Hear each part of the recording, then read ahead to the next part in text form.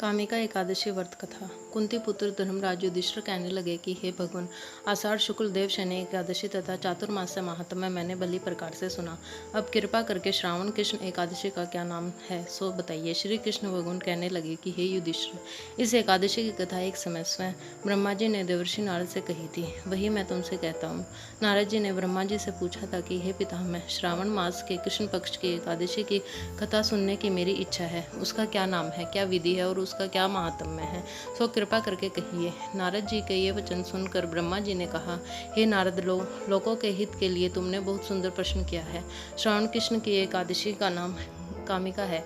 उससे सुनने मात्र से वाजपेयी यज्ञ का फल मिलता है। इस दिन शंख चक्र गदाधारी विष्णु भगवान का पूजन होता है, जिनके नाम श्रीधर, हरि, विष्णु, माधव, मधुसूदन है। उनकी पूजा करने से जो फल मिलता है सो सुनो।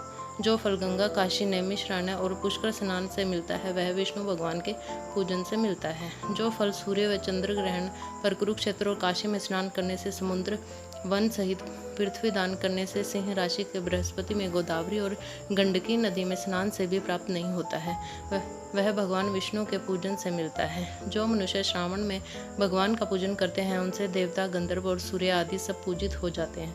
अतः पापों से डरने वाले मनुष्यों को कामिका एकादशी का व्रत और विष्णु भगवान का पूजन अवश्य में करना चाहिए। पाप रूपी कीचड़ में फंसे हुए संसार रूपी समुद्र में डूबे मनुष्यों के लिए इस एकादशी का व्रत और भगवान विष्णु का पूजन अत्यंत आवश्यक है।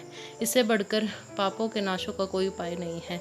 हे नारद, स्वयं भगवान ने यही कहा है कि कामिका व्रत से जीव कुयोनि को प्राप्त नहीं होता है। जो मनुष्य इस एकादशी के दिन भक्तिपूर्वक तुलसी दल भगवान विष्णु को अर्पित करते हैं, वे इस संसार के समस्त पापों से दूर हो रहते हैं। विष्णु भगवान रतन, मोती, मणि तथा आभूषण आदि से इतने प्रसन्न नहीं होते जितने तुलसी दल से। तुलसी दल पूजन का फल 4 भाग चांदी और 1 भार स्वर्ण के दान के बराबर होता है। हे नारद, मैं स्वयं भगवान की अति प्रिय तुलसी को सदैव नमस्कार करता हूँ।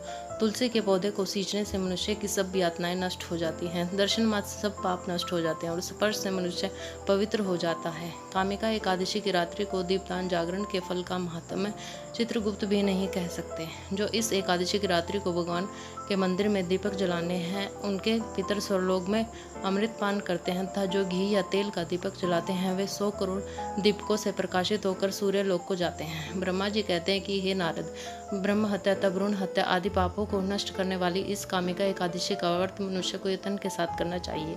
कामिका एकादशी के व्रत का महात्म्य श्रद्धा से सुनने और पढ़ने वाला मनुष्य सभी पापों से मुक्त होकर विष्णु लोक को जाता है। ओम नमो भगवते वासुदेवाय नमः। जय जय श्री राधे।